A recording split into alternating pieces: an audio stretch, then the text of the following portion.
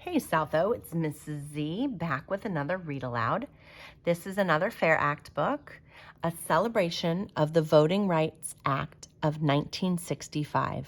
It's called Lillian's Right to Vote by Jonah Winter and Shane W. Evans.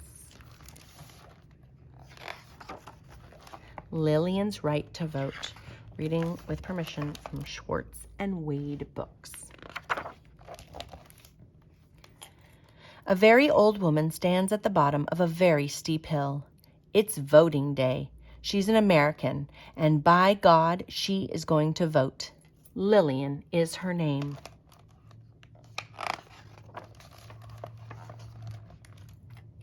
It's a long haul up that steep hill. It's a long haul when you've been alive for 100 years.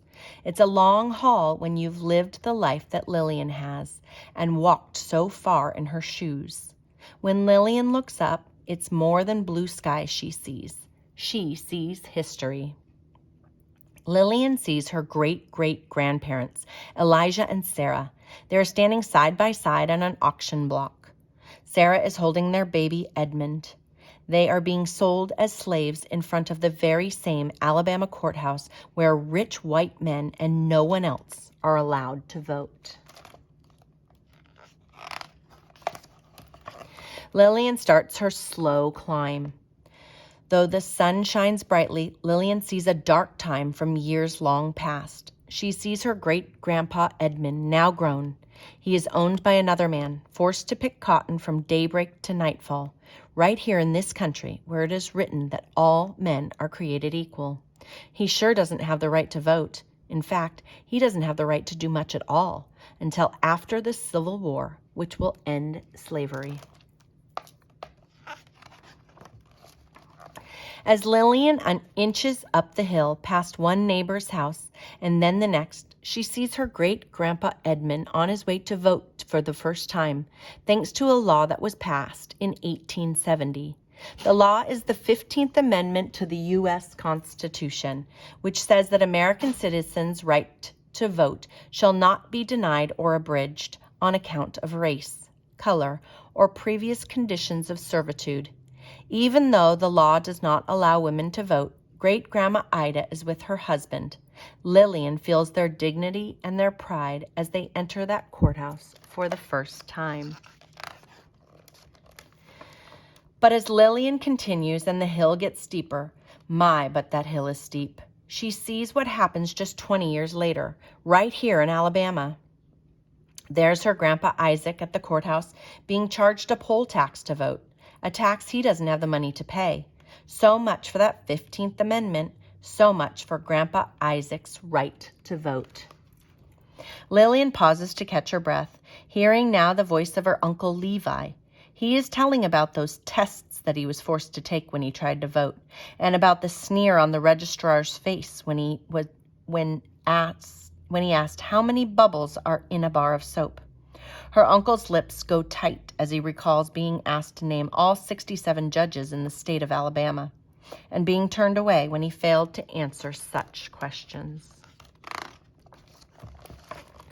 As Lillian pushes on, struggling to keep her balance, she sees a brave girl standing next to her mother and father as they try to register to vote.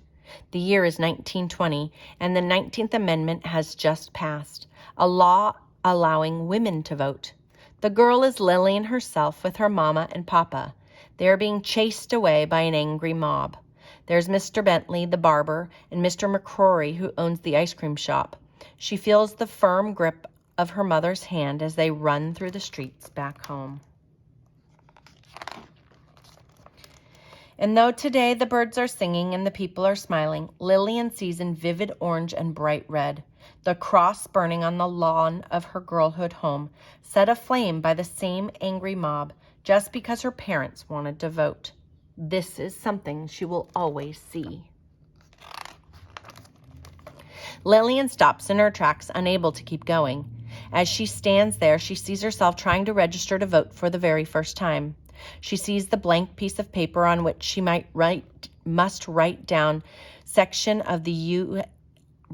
a section of the U.S. Constitution word for word, as it is being mumbled by the registrar, a test she could not pass. No one could.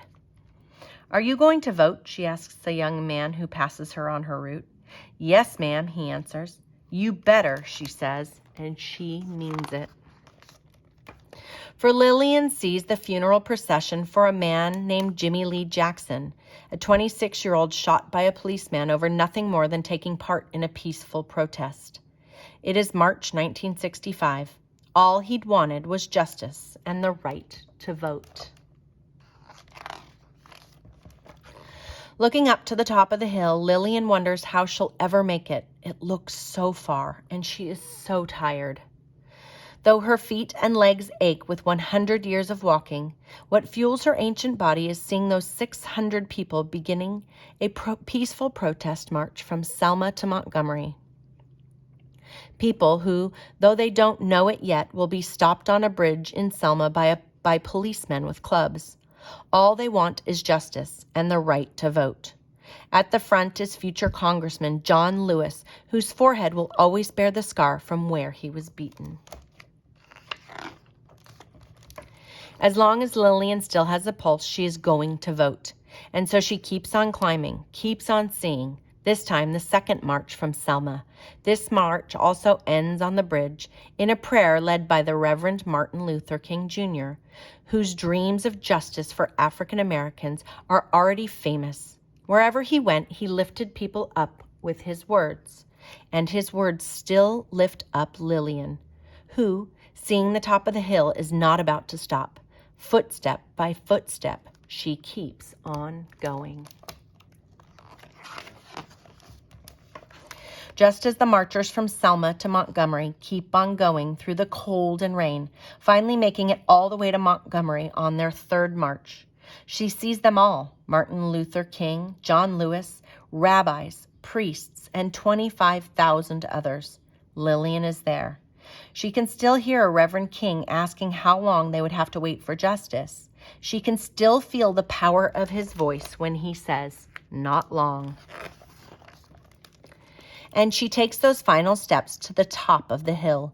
Lillian can still see how Reverend King was right, for she can hear the voice of President Lyndon Johnson on her TV, saying to America, "Every American citizen must have an equal right to vote. There is no duty which weighs more heavily on us than the duty we have to ensure that right. All of us must overcome the crippling legacy of bigotry and injustice, and we shall overcome." Before Lillian walks through the doors of the building, where you better believe she will vote, she looks up and sees the same blue sky, brighter than any sky she's ever seen. That she saw on August 6th, 1965. That was the day President Johnson signed the Voting Rights Act, the one law protecting all Americans' right to vote. In every state and every town, the one law protecting Lillian as a full-fledged citizen of the United States. She enters the building, and as Lillian steps into the voting booth, once again, she sees herself stepping into the voting booth in 1965 for the very first time. And she knows full well she would not be standing here today were it not for the people who marched and the people who died for her right to vote. Lillian touches her finger to the lever, and because she is a citizen of the United States of America, protected by the Voting Rights Act of 1965. Lillian pushes that lever. Lillian votes.